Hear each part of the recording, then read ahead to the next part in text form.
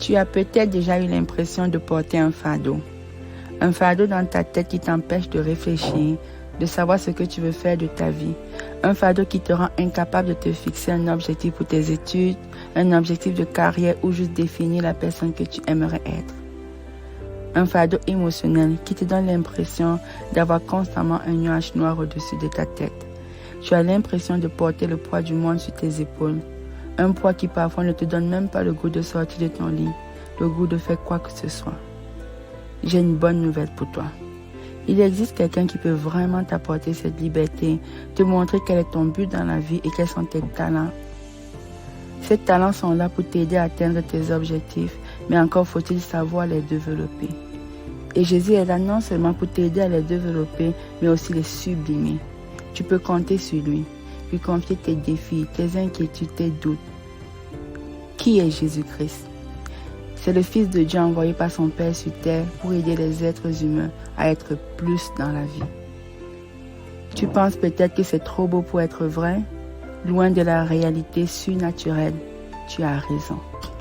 Le Fils de Dieu qui vient sur la terre prend une forme humaine pour guider l'humanité vers la liberté. Ça ressemble presque à de la science-fiction. Ou d'autres diraient que c'est une fable pour les esprits faibles et manipulables. Je dis souvent que si on pouvait comprendre tout ce que Dieu fait, on serait nous-mêmes des dieux. Si on pouvait tout expliquer par notre intelligence, on serait capable de changer la nature de l'être humain. Des proverbes comme chasser le naturel et il revient au galop n'existeraient pas. Même la science ne peut pas tout expliquer. Selon elle, Dieu n'existe pas. Le monde aurait été créé par un Big Bang. Mais d'où est venu le Big Bang? Quoi qu'il en soit, c'est à toi de décider où tu veux mettre ta confiance.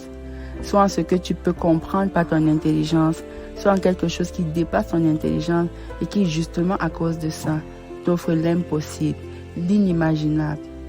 Imagine être une personne qui ne se définit pas uniquement par son travail, sa vie familiale ou sa vie sociale. Une personne qui, pour se sentir en vie, a besoin de vivre à l'extrême. Une vie intense, remplie de substances qui déconnectent de la réalité.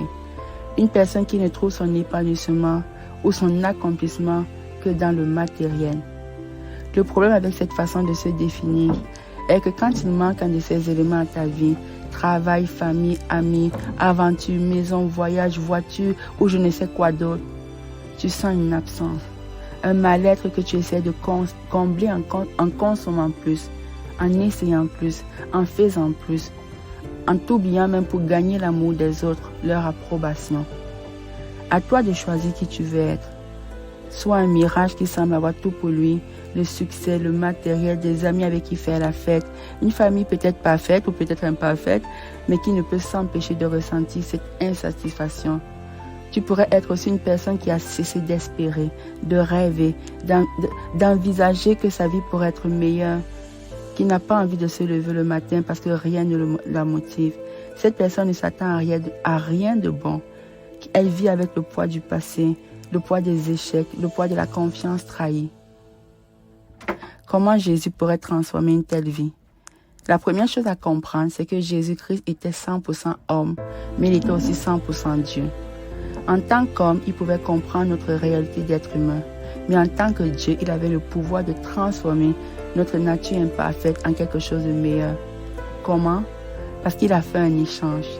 Il a pris ta vie, tes doutes, tes incapacités, les choses que tu fais qui ne sont pas correctes, le fardeau de la performance, toutes ces choses qui te pourrissent la vie. Il les a échangées contre sa vie à lui, qui est amour, joie, paix, patience, bonté, fidélité, douceur. Dans son propre corps, il a porté nos péchés sur la croix, afin que nous mourions au péché et que nous vivions d'une vie juste. C'est par ces blessures que nous avons été guéris.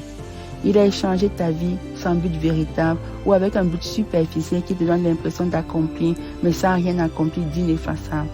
Il a échangé cette vie contre une vie avec une mission, un objectif à atteindre, une vie en fait qui apporte un sentiment d'accomplissement, mais avant tout qui marque les personnes, parce que cette mission laisse une trace qui ne pourra jamais s'effacer dans la vie des autres.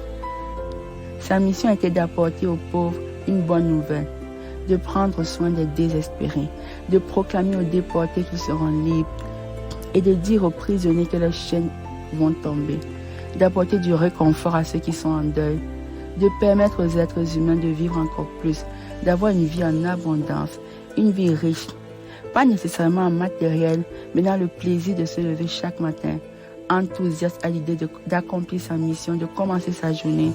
Et peu importe la nature de cette mission, tant qu'elle correspond aux œuvres que Dieu a préparées d'avance pour nous et que nous les accomplissions avec tous les talents que nous avons en nous.